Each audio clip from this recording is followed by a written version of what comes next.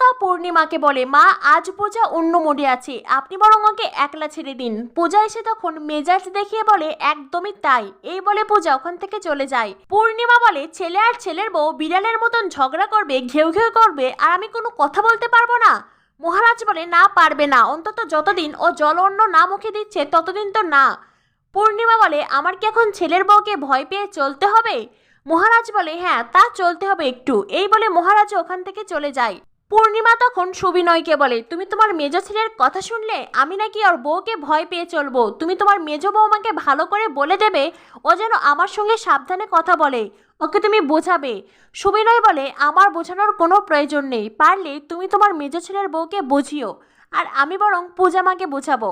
পূর্ণিমা বলে, ঘুরে ফিরে তো একই হলো বিষয়টা। সুবিনয় বলে, বিষয়টা এক হলো না। পূর্ণিমা বলে, মানে?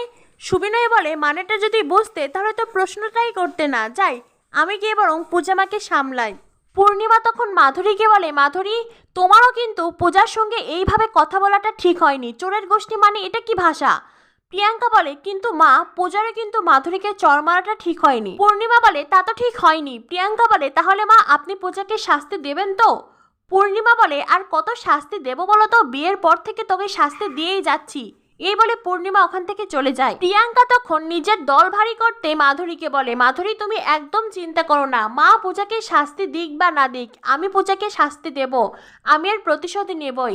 মাধুরী বলে, সত্যি সত্যি প্রিয়াঙ্কা বৌদি তুমি তাই করবে? তবে আমি তোমাকে উপায় বলে দেব। প্রিয়াঙ্কা তো কৌতূহলের দৃষ্টিতে মাধুরীর দিকে তাকিয়ে আছে। মাধুরী বলে, আমি তোমাকে একটা সিক্রেট বলি, ওই পূজারিনীর বাবাকে না মহারাজের বাবা খুন করেছে। যেটা শুনে প্রিয়াঙ্কার চোখ বড় বড় হয়ে যায়। তুরুপের তাস পেয়ে গেল প্রিয়াঙ্কা। তো বন্ধুরা, এবার কি হতে চলেছে উড়ান ধারাবাহিকে পরবর্তী আপডেট পেতে আমাদের সাথেই থাকো। ধন্যবাদ সবাইকে।